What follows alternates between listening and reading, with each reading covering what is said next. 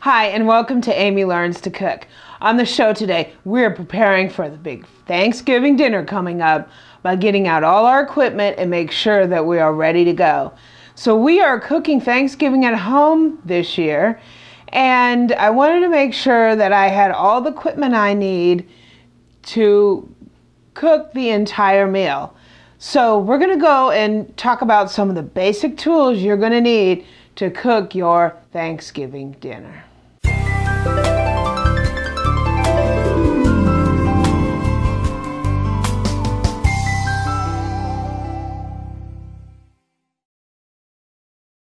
Okay, so the first thing we need is our equipment to cook our turkey.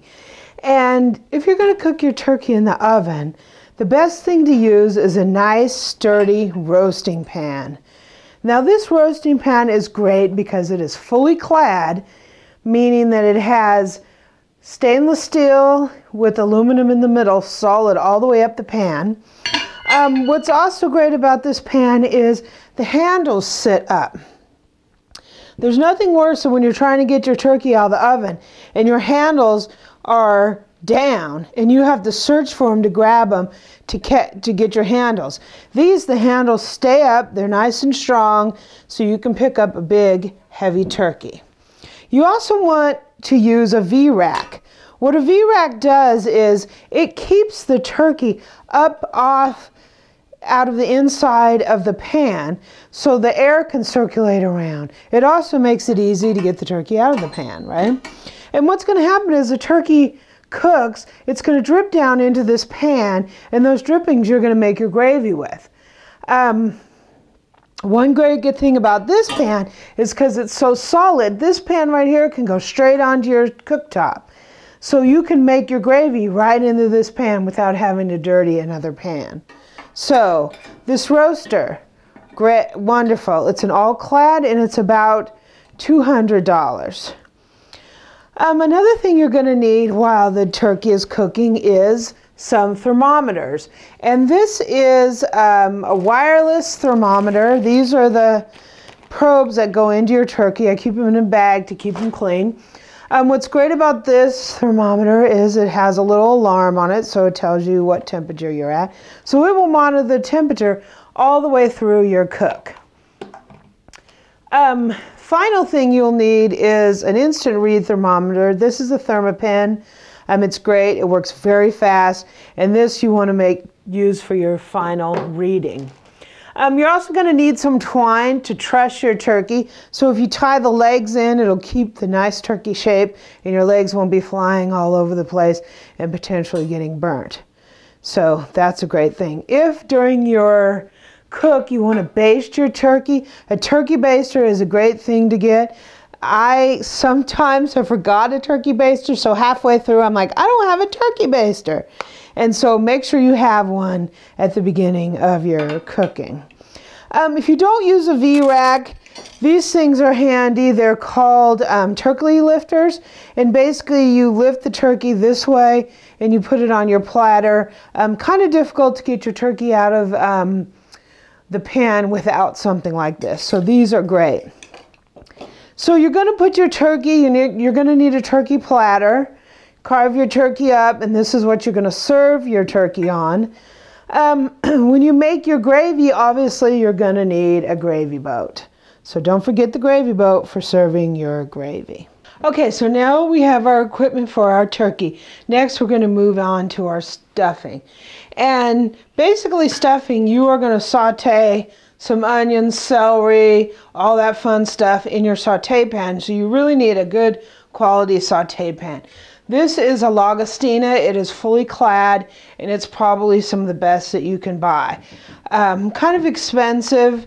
Sometimes these run from $150 to up to $300. But this is a workhorse in your kitchen, and you will love it. Once you've got your stuffing made, you're going to want to put it into a baking dish. And then this is going to go into the oven. This baking dish is a Le Creuset. It is very, very good. I use this every week.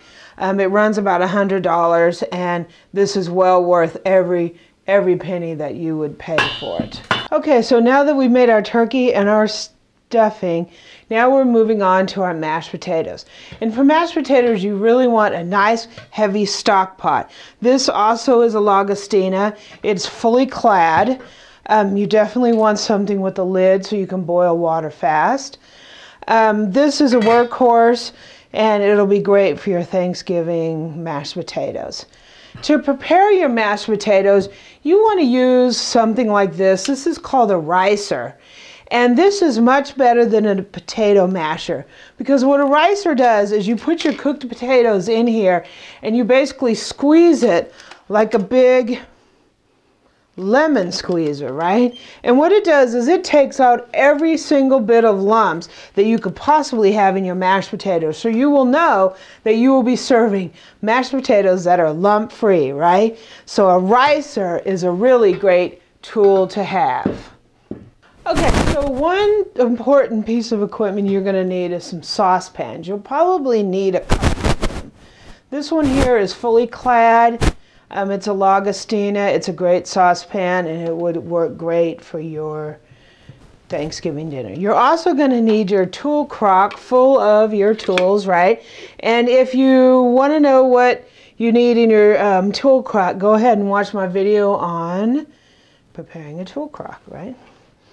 The next thing you're really going to need a lot of is some mixing bowls. I have a ton of these. You can never have enough mixing bowls. These mixing bowls are melamine, and I've dropped them. I've put everything you can think of, and they don't stain. They're great. These come from Williams-Sonoma. Okay, and you definitely want to have on hand quite a few wet measuring cups. You can tell they're wet measuring cups because they have a little pour spout. You also want your dry measuring cups. You're going to need a lot of those. And these are actually my measuring spoons. I keep a lot of different assortment because I use a lot of them. Right? I keep my metal ones on the top. Keep my plastic ones in the middle. Okay, so you're going to need a lot of casserole dishes. And a couple that I use, of course, I make my yams, so I have one for the yams. And I also make the famous green bean casserole because, you know, there's only a few times of the year that we eat green bean casserole, and it is just a family long time favorite. It's a tradition, so we make green bean casserole. If you plan to make your own rolls, your own dinner rolls, you're going to need a baking sheet. Making your own dinner rolls will definitely take your Thanksgiving dinner to another level. Knives, you're definitely going to need some good quality sharp knives. I don't know why, but this is Eric's famous carving knife that he uses. This thing is sharp, and it's, you know, you need to be very careful with it. These are a couple other knives that I really like to use. Definitely want to sharpen these on a steel. If you don't know how to use a steel, then use one of these sharpeners. It's an electric sharpener, and it works really great. Okay, you're definitely going to want some peelers to peel your potatoes. If you're going to make your own pies, I definitely recommend making a pie this year.